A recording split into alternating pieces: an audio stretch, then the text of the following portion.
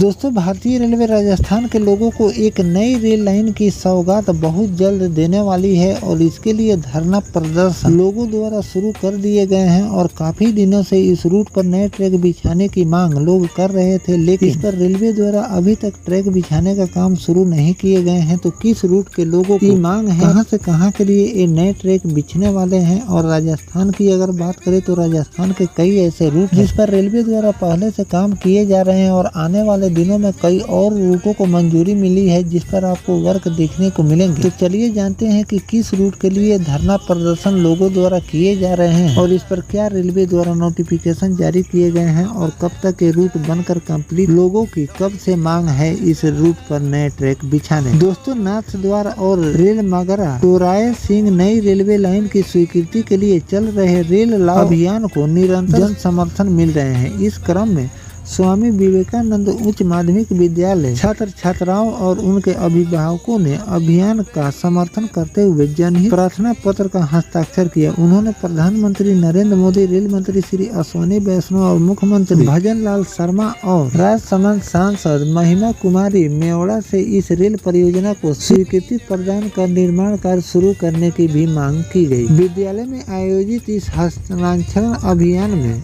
विद्यार्थियों ने अपने अभिभावक के साथ उत्साह पूर्वक भाग लिया। उन्होंने जोर दिया कि नाथ द्वार और रेल मगरा टोराय सिंह नई रेल लाइन क्षेत्र के विकास, रोजगार, शिक्षा, व्यापार, पर्यटन और कृषि के औद्योगिक प्रगति के लिए महत्वपूर्ण साबित होगी। इस परियोजना के साकार होने से राजसमंद, भीलवाड़ा, अजमेर और टोंक जिले के लाखों लोगों को सीधा लाभ मिलेंगे, जिससे यह क्षेत्र भारतीय रेल नेटवर्क से जुड़ सके। तो दोस्तों, यहाँ पर भारतीय रेलवे द्वारा राजस्थान के एक रूट के लिए धरना प्रदर्शन लोगों द्वारा किए जा रहे हैं। लेकिन अगर राजस्थान राज्य की अगर हम बात करें तो राजस्थान कई ऐसे रेल प्रोजेक्ट के बारे में मैंने आपको जानकारी दी है जो कि वर्षों से पेंडिंग पड़ा हुआ था, जिस पर भारतीय रेलवे द्वारा काम शुरू किए गए हैं। साल 2 साल के अंदर में वो रूट कंप्लीट हो जाएंगे और लोगों को नई रेल कनेक्टिविटी मिलने वाली है। तो कुछ रूट ऐसे हैं जिस पर बहुत जल्द भारतीय रेलवे CRS करने वाली है, यानी कि इसी साल के दिसंबर माह तक कई रेल रूट को रेलवे कंप्लीट कर लोगों को सौगात देने वाली है। तो कुछ रूट ऐसे हैं जो कि वर्षों से पेंडिंग है, अभी तक आपको उस रूट पर वर्क देखने को नहीं मिल रहे हैं। तो आगे चलकर आप इन सभी रूटों पर भी